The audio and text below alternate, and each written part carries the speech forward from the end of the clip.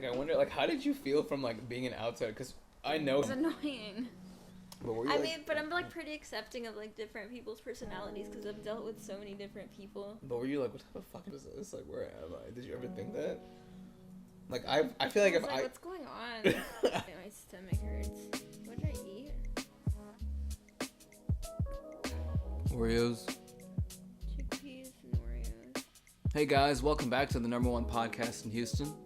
That is a statistical fact on all streaming platforms. iHeartRadio, Your head like that. Spotify, and Apple Podcasts. We are diagonal, so deal with it, because we like it. We can fix it. Dope. I kind of like it though, it's cool. I don't think so. Let's just roll with You it. used to edit the pictures all diagonal and sideways. Yeah, no, it's cool. Let's just keep it. Let's it's just like, roll with it. It's ghetto. Let's roll with it. Today we're going to be talking about why people buy likes on Instagram. I posted this question and I'm getting a lot of responses and I don't want to respond to them all or post them all, so we might as well talk about it. I'm not against it and I'm not for it, but we'll talk about both sides and why it could be good and why it could be bad, essentially the pros and cons of buying likes. I feel like I'm kind of neutral to it because I understand the perception that they're trying to project. Even though sometimes it might end up hurting you in the end, I personally don't do it for myself because I've seen it go completely down the drain for a lot of people, but I understand the intention. And sometimes it's good, sometimes it's bad for like egotistical purposes, sometimes it's for social proof for your business. I understand both sides. I don't agree or disagree with either. You know what I mean? I just personally want to do it for myself because it can end up hurting your account health. And it won't show your post to all of your followers initially because it's confused. The algorithm is confused. It doesn't know what to categorize you as. Therefore, it doesn't know who to show you to. Even with likes though? Or is that just when you buy followers? Especially with likes. Both. Okay. Alright. So, I'm against it for accounts that are just starting off, really, to be honest. Like what kind of account though? Because I feel like it's different if you're a personal brand or a niche page or a business or a clothing brand. Like I feel like it's different for all three of them. I think if you're a brand and you want to give yourself social proof, then if you're going to do the whole social proof thing, do it the right way and boost yourself up even before you introduce yourself to the world. Because that slight change could damage your trust with certain Exactly. people. So like right before you start off and you introduce the brand to people, you should already be at like 50 to 100,000 followers, I think. And then you want to follow whatever the Instagram algorithm currently is. I think right now it says it's like 5%. Not algorithm. What the engagement rate? Sorry. Ideal engagement rate is. I apologize. Yeah. Currently. The ER, and I think right now it's about 5%. And the ideal page to advertise with though is 10%. And 10% is like really good engagement. Yes. Like if you have 1,000 followers and you're getting 100 likes, you're doing great, honey. Do not blow that up. Yes. And those are the people that I personally have issues with. I see a lot of accounts that are like between 1,000 and 200, and they are already averaging 10%. And I think that's great. And then on some posts randomly, they have like 300 or 400 likes, and it just doesn't really make sense. And then you click on the likes, and then there's like a whole bunch of followers that have 0 followers, and there's people from India and like Turkey and like random accounts that are like more than obvious to a well-versed Instagrammer when you're faking it. It's also super obvious when you click on the people liking someone's post and they all have 0 followers and are following 0 people. Yes. That's super obvious and automated. Yeah, especially if there's like 5 in a row. Like if you're clicking down and each one of them are like that, then you're like, all right, that's so obvious. Yeah, I don't even need to keep going. Like this obviously, it's like for social proof. And as a person looking at other people's, I don't really care for someone being fake or real unless if I'm trying to work with them. And then I go and scan through their likes and comments. And if they are fake, I'm like, okay, that's really disappointing if they do have something good going on. Yeah, I mean, especially if you're like a Instagrammer, you know, like an influencer. Like a person. Yeah, like, if you're like a person that bases themselves off of like providing value or trust, or you want people to listen to you, or you be influenced by you, and you're doing all that, then I feel like most people will see through the bullshit. And if they don't, then to be honest with you, good for you. Like I have nothing. Well, good for you, but in the long run, it's not sustainable because you're only going to have if you buy everything and you have people that are actually sticking to you and are going to follow you throughout the whole way, then cool, but like there's going to be a point where you're going to realize that you're not having people stick to you, and it's going to be hard to grow also because you're having to upkeep every single post and comments and likes, and it's just going to be more, it's going to take away more from you than you're going to receive in return. Yeah, and to be honest, like the only reason why I would have an issue with it is just because, like she said, it's going to hurt you in the long run. There's no real issue with doing it, to be honest. Like, yeah, well, let me just get this thought out real quick and try not to forget yours, because I think I'll forget mine. I always forget. Okay, let's go. So there's I'll give an example. There's a guy that I admire a lot in our community that has like over 1 million followers, and when you look at engagement rate up on multiple websites, it's less than 1%. Okay, now just to make it easy, let's just say he has 1 million on the dot, and his engagement rate is 1%. 1% of 1 million is 10,000. Yeah. Right? I hope that's fucking right. I hope Let's that's run right. with it. Okay. Let's say it's 10,000. Now, that's 1%, right? Now, imagine, to me, when I see that, I personally am convinced that that person has fake followers. Not that they're all fake, but I'm convinced that there's a vast amount of those 1 million that are not real and they're purchased. Now, imagine an account that has 100,000 followers that has 10% engagement. That's the same number.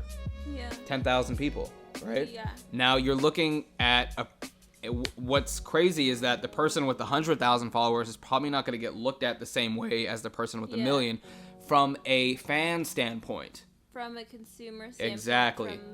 From a business, general public. Yes, from a business standpoint, if you're looking to make money in the long run on social media, if you're looking to hire this person to promote for you to be a brand ambassador whatever, just to push your product or something, these companies are going to look at the people with the highest engagement rate. These companies don't come to you anymore and just be like, oh, you have 5 million followers, here's the money, advertise this. They're going to ask for your analytics.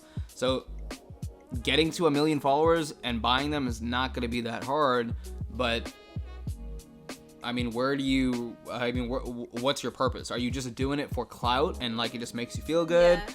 And maybe you just want to show off and not gain that much like if it's solely for social proof, I think it would end up hurting you, because then if you want to be hired by a company, if you want to get a brand deal, they're going to look at your engagement rate and your analytics, and they're not going to see any reason for them to invest into you if you're not going to convert, if all of your stuff and followers and comments is fake. So they're not going to see you as a good investment for their company. Well, this goes two ways now.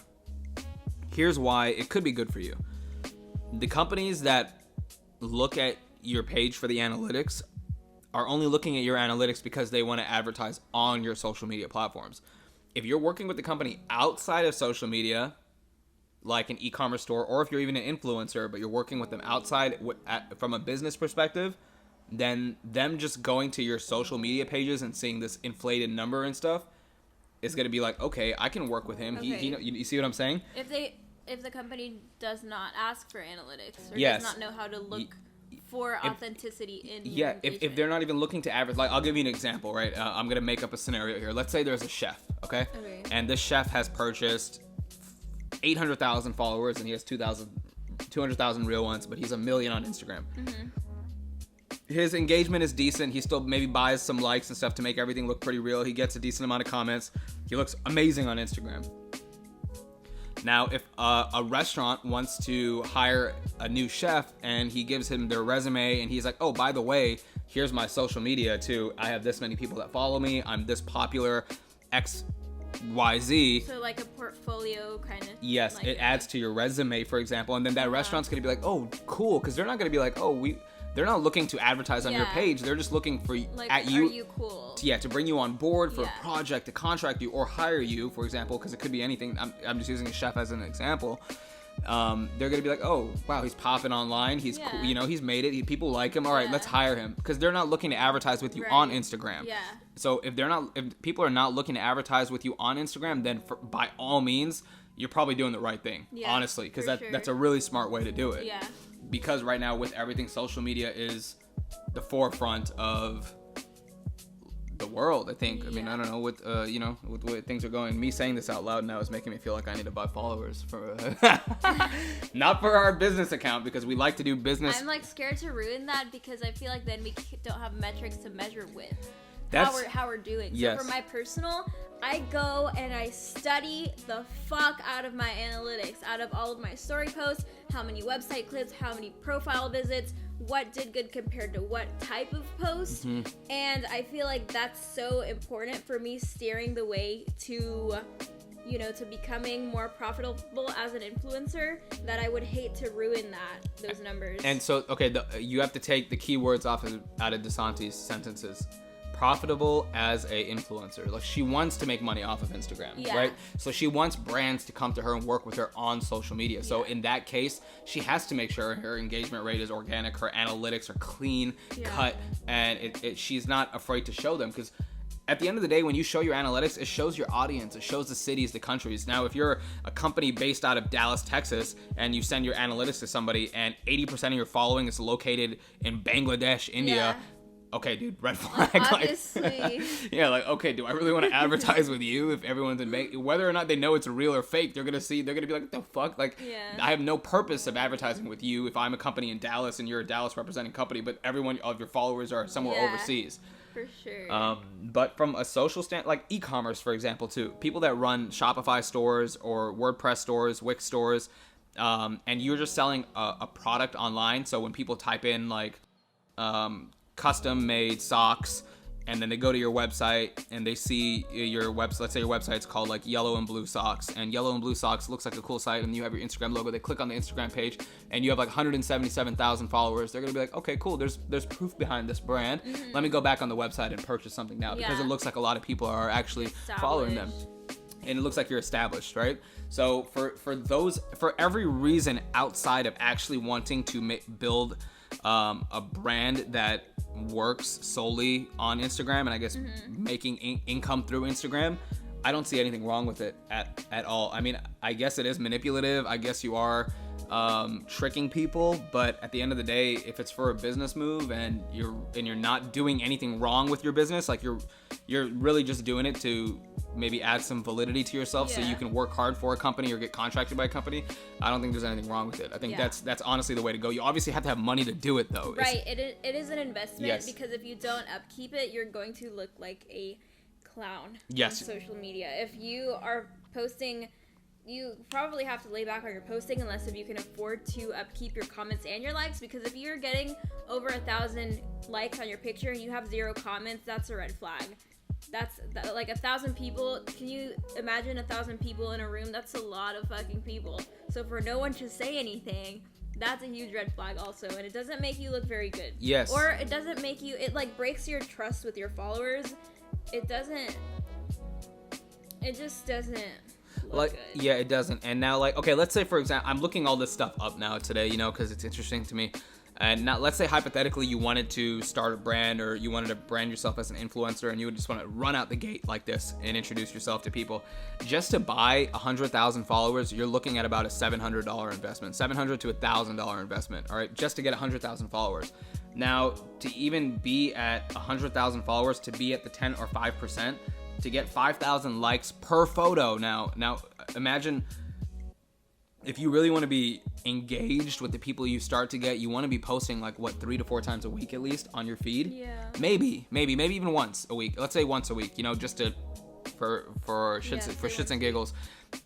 You're gonna be paying $40 to $70 for 5,000 to 10,000 likes per photo to add up to your follower number. But then also comments. Yes. Now, because I think that's the number one giveaway. And comments are also purchasable though. now they're super expensive. So now if you want to buy comments, you need to have at least like 200 to 500. Now, if you're at a 100,000 level profile and your comments are going to cost you, I think I don't even know, to be honest. Why don't you keep talking and I'll find it. Another thing that I wanted to touch on was how you said that the engagement rate at 1 million followers should still be the 10%, but I think once you get past the millions, I think that a lot of people following those millions of follower people aren't necessarily active all the time. Like, if you think about it, everyone following Ariana Grande probably isn't, like, Instagram, whenever you first make an account, suggests celebrities for you to follow, and they don't know whether you're actually going to be an active Instagram user or not. So I could just imagine the millions of people that say, oh, I'm going to download Instagram, and then Instagram prompts them to follow these celebrities, and then they never end up using the app again, right? So I think that ratio isn't the best way to measure someone with millions of followers, because a lot of them could literally be inactive, just like people that are not. Yeah, no, I understand. I still think from an engagement rate point of view, though, like, the value's still gonna lie with. Well, yeah, but I don't think 10% is one to base it off of. But even if it's 5%, yeah. Even if but even if it's 5% at a million, 5% at 100,000, and the numbers are still adding up, then that's still like that was just my point of view, right? If 100,000 real people compared to a million fluffed, yeah. I mean, you know what I'm saying? It's like when you and me were talking about when we first started the Yacht Club podcast, and we finally hit like 100 followers.